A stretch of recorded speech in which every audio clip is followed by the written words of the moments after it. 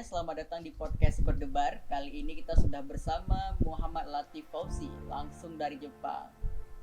Hai Latif, apa kabar? Halo Bang, Abang juga di Aceh, apa kabar nih? Alhamdulillah baik. Nah, mungkin bisa dikenalin dulu Latif ke teman-teman kita di podcast. Oke, makasih banyak Bang udah mengundang Latif dalam podcast kali ini. Perkenalkan teman-teman, nama aku Muhammad Latif Fauzi, bisa dipanggil Latif. Alhamdulillah saat ini menjadi peraih atau awardee beasiswa pemerintah Jepang Max Monbuka Gakusho 2022 untuk kuliah di Jepang untuk S1-nya gitu. Nah, buat teman-teman yang penasaran nih, ini belakang apa nih? Kan katanya kuliah di Jepang, kok ada alma Oke. mater PTN nih Ya, ya. gitu. Dua lagi ya. Kata teman-teman nih Bang, kurang merah satu lagi biar nanti jadi lampu lalu lintas. Oh Merah, ya, kuning kuning, hijau. hijau. Canda Bang. Oke, jadi guys, alhamdulillah aku pernah kuliah di dua PTN belakang, yaitu di Sastra Jepang UI dan juga Teknik Sipil Unsiah. Dan alhamdulillah rezekinya berhasil lulus beasiswa pemerintah Jepang untuk kuliah di jurusan arsitektur. Jadi aku memilih untuk sayonara dua kampus PTN di belakang dan bertolak ke Jepang untuk menuntut ilmu di negeri Sakura. Gitu guys. Oke, Nah, aku ini juga mungkin udah tamat. Ya bisa lanjut Bang, gak apa-apa. lanjut nggak? Eh, nah ini mungkin yang jadi menariknya kan, gimana perjalanannya hingga akhirnya Latif sekarang malah 3 kampus pernah eh, bersekolah di 3 kampus pada akhirnya kan. Mungkin bisa dimulai dari sejak sekolah dulu kayak gitu. Oke, baik Bang.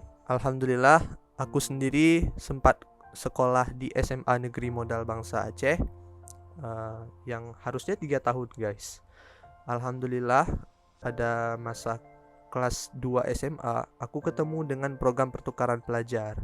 Pertamanya aku ikut program KLIS dan juga program-program exchange lainnya kayak UWC dan juga program lainnya.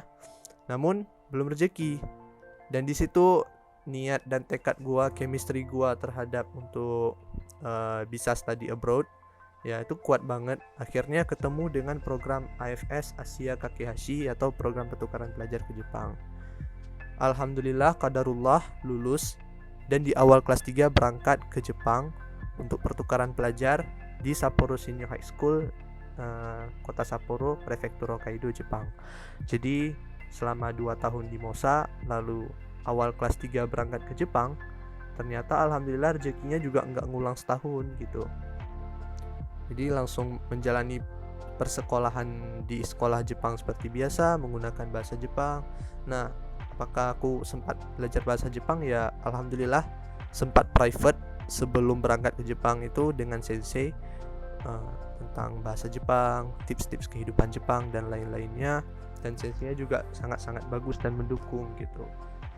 Ya akhirnya aku bisa menjalani kehidupan walaupun pertama-tama itu pasti kita ada adaptasi kan, dan juga culture shock dan segala macamnya gitu.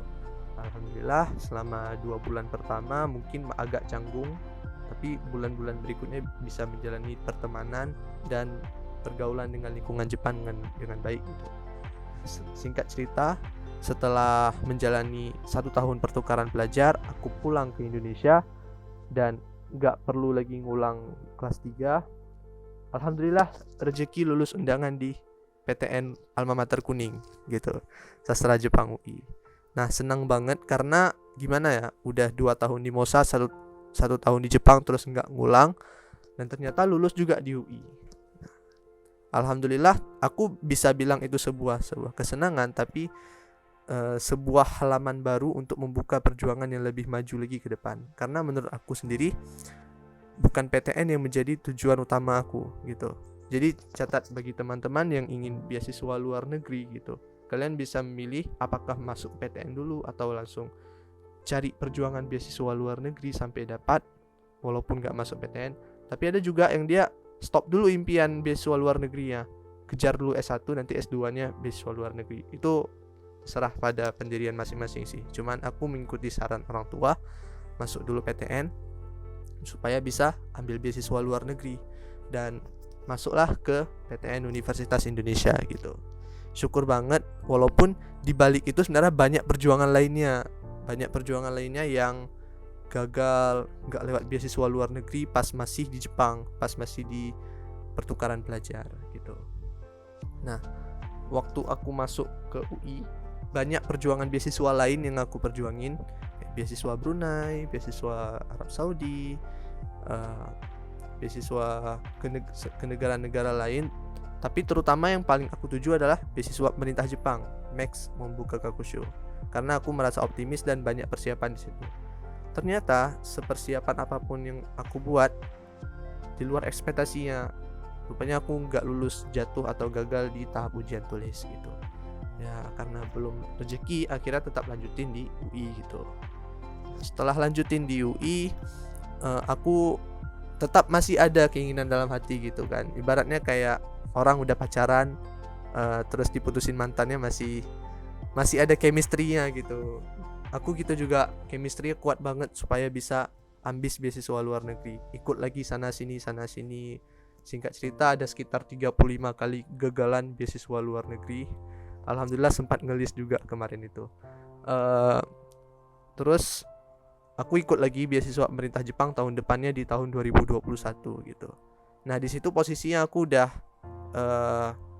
sudah non aktif dari UI karena pengen banget fokus lagi beasiswa luar negeri, dan juga udah bilang sama kaprodinya emang bener-bener fokus ke situ. Ya alhamdulillah di pertengahan tahun 2021 itu aku udah lulus ujian tulis yang dimana menurut aku sebuah pintu untuk masuk ke beasiswa Max gitu. Ya pertama optimis gitu, cuman kata orang tua jangan sambil seleksi tetap harus masuk PTN gitu. Aku juga merasa bahwa ternyata passion aku memang benar ada kemampuan dalam bidang sastra Jepang, tapi passion aku lebih ke bidang scientific ataupun kayak eksakta di bidang teknik gitu. Akhirnya memutuskan diri untuk ikut UTBK dan lulus di alma mater kedua, Teknik Sipil Universitas Syah Kuala.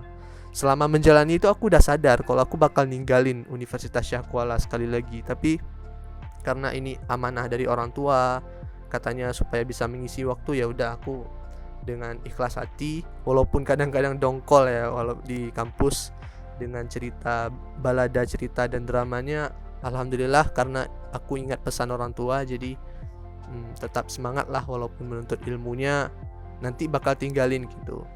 Ya alhamdulillah pas awal semester 2 kuliah di Unsyah, pengumuman tahap akhir, di antara semua pengumuman setiap tahap beasiswa Max nih, akhirnya pas semester 2 di Unsyah aku mendapatkan pengumuman lulus beasiswa pemerintah Jepang setelah 2 tahun perjuangan gitu. Ya itu sangat-sangat puas banget, dan akhirnya pada awal bulan 3 tahun 2022 ini aku memutuskan undur diri dari Unsyah, dan kemarin tuh di UI nonaktif, belum undur diri, dan undur diri dari kedua kampus dan memutuskan untuk berangkat ke Jepang. Dan alhamdulillah sekarang mendapatkan 2 penempatan kampus dari beasiswa Max atau beasiswa pemerintah Jepang. Tahun pertama aku persiapan bahasa di kampus Bunka Institute of Language. Jadi tahun berikutnya baru aku kuliah di jurusan arsitektur Yomiuri Institute of Technology Tokyo. Jadi dua-dua penempatan kampus itu di Tokyo, dan sekarang posisi aku untuk podcast ini ada di Tokyo. Nah, jadi gitulah ceritanya guys. Kalau mau tahu lebih panjang, alhamdulillah aku juga punya banyak kisah yang lagi aku tulis gitu. Kayak sebelumnya sempat nulis untuk buku pertukaran pelajar gitu. Nah, ke depan juga punya plan nih, mau ceritain gimana perjuangan dalam 2 tahun untuk bisa kembali lagi exchange atau kembali lagi kuliah ke Jepang. Ya gitu, karena beasiswa ke luar negeri itu banyak dramanya ya. Banyak dramanya bukan hanya tentang chemistry kita, kesempatan aja, tapi pasti di situ banyak persaingan gitu. Bukan berarti PTN itu terlalu rendah bagi aku, karena kita punya tujuan masing-masing gitu. Setiap orang tuh ada yang mau ke kedinasan, ada yang mau jadi abdi negara, ada yang mau masuk PTN dan kerja di perusahaan Indonesia ataupun dan lain-lain. Setiap orang tuh punya tujuan masing-masing, guys. Jadi aku disclaimer untuk podcast kali ini versi cerita aku, gimana aku bukan berarti merendahkan PTN. PTN tetap bagus, guys. Menurut aku PTN itu sangat direkomendasikan untuk kalian kuliah, karena kuliah itu sebuah kesempatan dan anugerah rezeki yang luar biasa. Kalau kalian udah keterima di PTN, berarti kalian hebat, menjadi salah satu mahasiswa yang bisa belajar gitu. Tapi aku pribadi, alhamdulillah, dengan tekad dan impian yang lebih besar, menurut aku bersyukur bisa meraih beasiswa ini karena itu salah satu impian aku gitu. Oke, mungkin gitu Bang. Kalau cerita mungkin agak panjang, maaf Bang, mungkin menghabiskan waktu berapa menitnya ini gitu. Enggak, bagus. Tapi ada hal yang buat aku penasaran nih, Latif. Kamu itu sudah punya ambisi untuk keluar negeri dari SMA kan? Udah mau coba apply. Kapan ambisi itu dimulai dan karena apa? Oke Bang, makasih Bang. Jadi gini Bang, waktu Latif MSen dulu ya, kita tuh belajar tentang dinasti Umayyah, dinasti Abbasiyah, yang dimana kita melihat adanya kejayaan Islam di situ, lahirnya Al-Khawarizmi, terus Ibnu Sina dalam bidang kedokteran ya kan. Nah, kalau dulu waktu di MSen dibilang kayak kalau bisa maju nantinya ke masa depan itu memajukan dua ilmu pengetahuan, agama dan sains, supaya maju seperti dinasti Umayyah dan Abbasiyah. Hal itu terbukti ketika di Turki ada seorang ulama namanya Fethullah Gulen yang berhasil mendirikan sekolah-sekolah Islam gak hanya di Turki tapi di seluruh dunia, termasuk di Indonesia ada Yayasan Pasiyat, yaitu sekolah Fatih Bilingual School dan sekolah-sekolah lainnya. Tujuannya adalah mengkaderisasi agama Islam tetap maju seimbang dengan ilmu eksak gitu. Nah, Latif terinspirasi dari cerita kejayaan Islam dulu. Ternyata yang memajukan Islam dulu tuh bukan hanya ilmu agama, tapi seimbang dengan ilmu pengetahuan lainnya. Makanya Islam itu bukan hanya bisa mengekspansi 2/3 dunia, tapi lebih tepatnya mengekspansi ini di antara bangsa barat, makanya bisa menguasai juga Mongol, bisa menguasai India, dinasti Mughal, dinasti Ming di Cina sana gitu. Yang menjadi inspirasinya membangkitkan kejayaan Islam kembali melalui keseimbangan dua ilmu itu. Jadi Latif terinspirasi dari situ, pengen waktu MSen dulu tuh bisa kuliah ke luar negeri. Bahkan udah netapin pengen kuliah kalau bukan S1, S2, S3 harus kuliah di Oxford University dengan beasiswa. Itu udah dari MSen. Sejak masuk SMA, keinginan tuh jadi lebih kuat karena ada kesempatan exchange gitu, exchange program. Jadi melihat ada berapa program exchange harus cobain nih, walaupun pertama-tama mikir mustahil. Karena gimana ya, menurut Latif tuh harus hadarilah, atau kalau kita pengen memajukan pengetahuan itu harus ada kayak merantau lah ke negara lain yang kira-kira ilmunya lebih maju. Karena kita lihat-lihat seperti Ibnu Sina ataupun Al-Khawarizmi juga merantau gitu. Habis itu juga Ibnu Hajar Al-Asqalani itu merantau dari kampung halamannya menuju tempat perantauan ilmu yang lebih baik.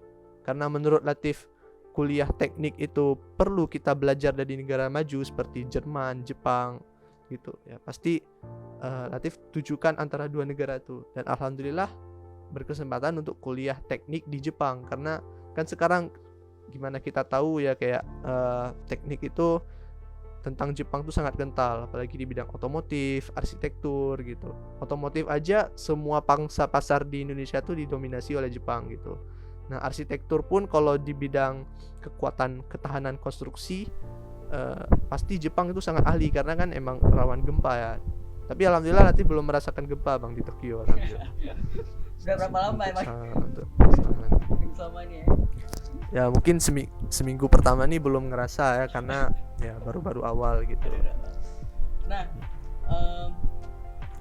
kemudian mencoba untuk apply sejak SMA, dan kayak Latif bilang tadi beberapa kali apply ada yang gagal pasti. Nah, apa kuncinya? Mungkin ada polanya nih Latif. Gimana caranya Latif setelah gagal bisa bangkit lagi? Karena juga banyak orang-orang udah apply gagal dan merasa kayaknya ini memang bukan passion aku, langsung mengkotakkan diri luar negeri itu bukan takdir aku, mending di dalam negeri aja. Nah, gimana kalau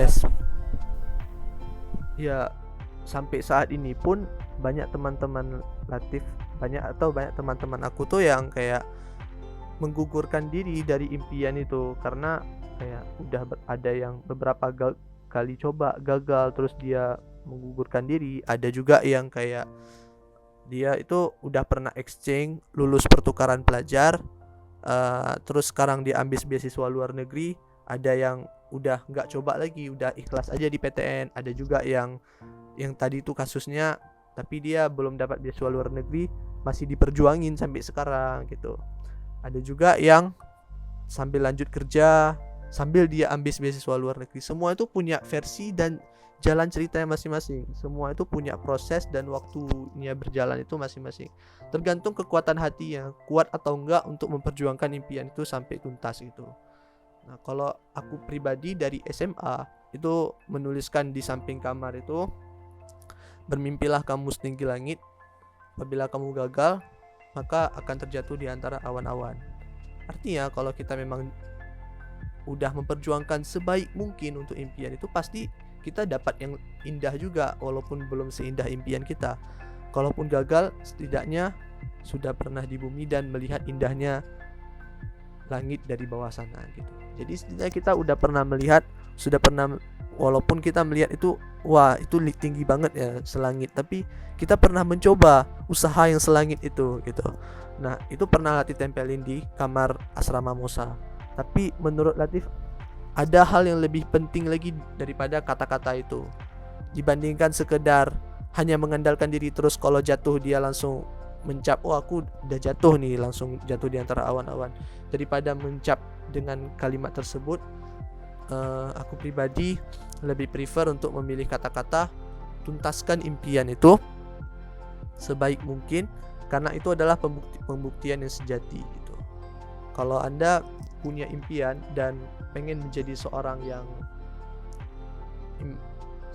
istilahnya kalau kami katain scholarship hunter ya, pemburu beasiswa terbaik, versi terbaik adalah bukan yang dia punya berkas kualifikasi yang terbaik terus lulus di tahun pertama, enggak. Tapi menurut aku yang paling terbaik itu adalah, yang paling the best itu adalah yang dia mau mulai mencoba dari nol dan dia punya tekad dan impian setinggi mungkin untuk mengambil beasiswa itu dengan modal walaupun seadanya nih ceritanya dari nol, tapi dengan rasa pembuktian yang pengen dia buktiin ke depannya, akhirnya bisa dia tuntaskan. Itu yang paling terbaik, the best menjadi seorang scholarship hunter sejati gitu.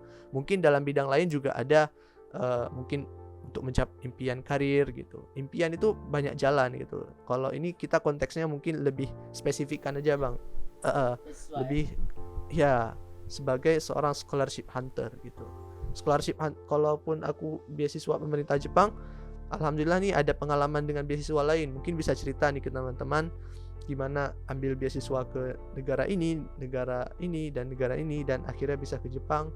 Itu sebenarnya bukan hanya berpatokan pada Jepang, tapi emang impian aku untuk kuliah ke luar negeri lagi, apapun itu untuk yang terbaik gitu. Nah, tapi Latif, mungkin untuk Latif mindset growing yang kayak tadi itu udah muncul, udah terbentuk. Dan aku pengen tanya juga itu dari mana terbentuknya. Nah, tapi juga ada teman-teman yang mindsetnya itu nggak se-growing itu ya, masih fixed mindset. Kalau gagal udah stop ya gitu.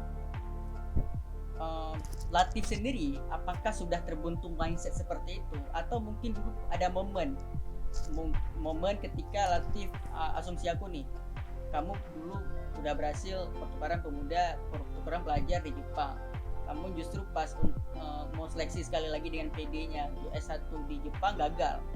Nah mungkin di situ ada momen jatuhnya dan merasa minder, merasa tidak mau lagi untuk tes ke luar negeri, atau justru Latif malah punya mindset growing untuk melanjutkan itu.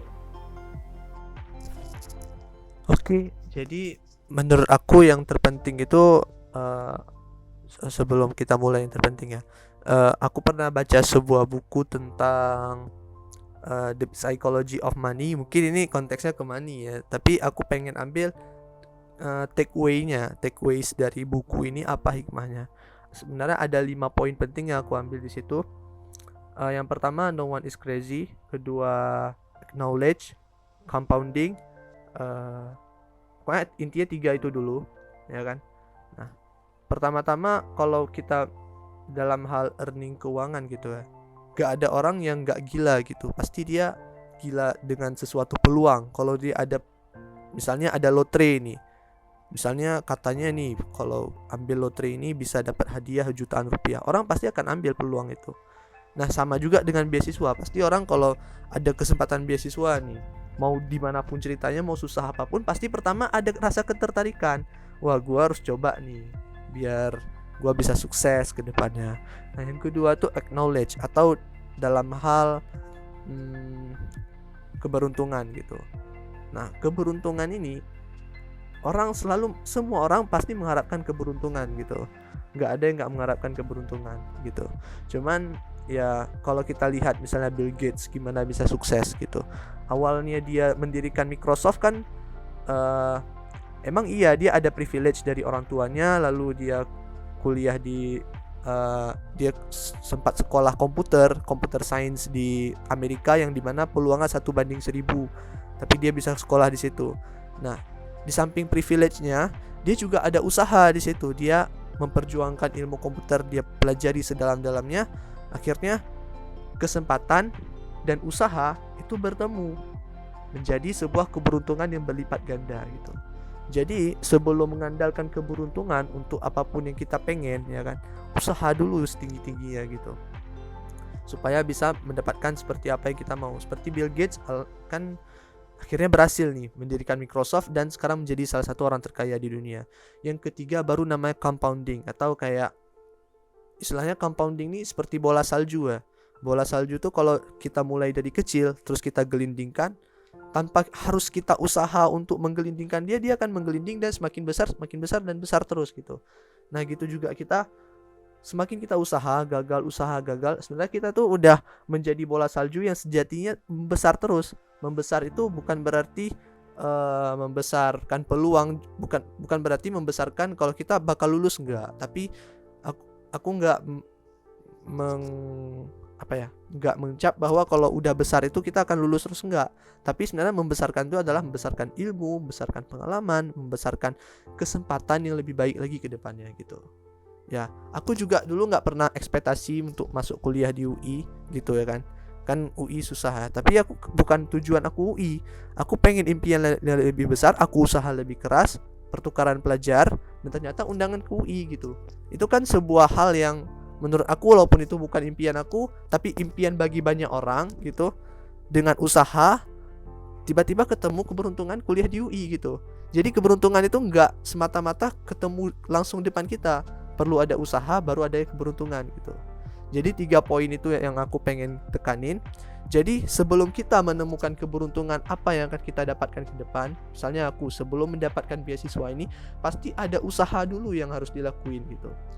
Nah gitu juga dengan konteks pertanyaan abang, apakah kayak mana, apakah udah muncul duluan mindsetnya dan usaha sendiri gitu?